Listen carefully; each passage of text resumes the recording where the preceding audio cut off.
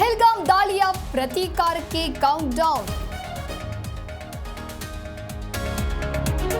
ಉಗ್ರರ ವಿರುದ್ಧ ಯುದ್ಧಕ್ಕೆ ಭಾರತೀಯ ಸೇನೆ ಸನ್ನದ್ಧ. ಪಾಕ್ ಹುಟ್ಟಡಗಿಸಲು ಆರ್ಮಿಗೆ ಪರಮಾಧಿಕಾರ.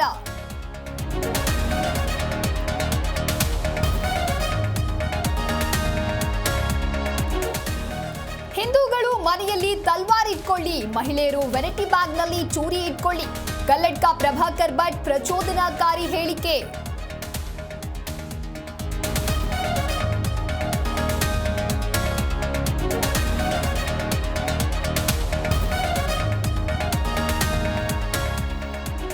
ಗಡುವು ಮುಗಿದರೂ ಕರ್ನಾಟಕದಲ್ಲಿದ್ದಾರೆ ಪಾಕಿಗಳು.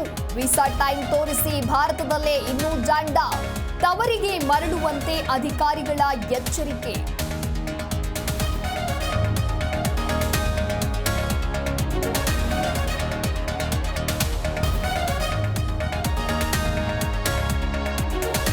ರ್ಯಾಪಿಡೋ ಚಾಲಕರ ವಿರುದ್ಧ ಸಾರಥಿಗಳ ಅಟ್ಟಹಾಸ. ಆಟೋ ಚಾಲಕರಿಂದ ರೌಡಿಸಂ ವರ್ತನೆ, ಹಲ್ಲೆ, ಅವಾಚ್ಯ ಶಬ್ದಗಳಿಂದ ನಿಂದಿಸಿರೋ ಆರೋಪ.